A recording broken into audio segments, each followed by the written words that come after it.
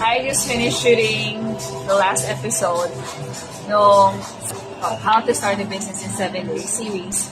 And I have to say, pag wala kang patience sa editing and reshoot, hindi mo magagawa itong YouTube. Recently kasi I opened up my YouTube channel and I've had that channel for the longest time, but I was like on and off, and then parang hindi ko magawa kasi it wasn't like clear to me what would be the purpose. But ayun, recently I decided, actually nauna pa nga yung mga kids ko to have a channel eh. And naisip ko that it's time that I open my own YouTube channel, and ayun, inopen ko siya, and it's mostly about entrepreneurship, being a single mom, and I want to share here how I actually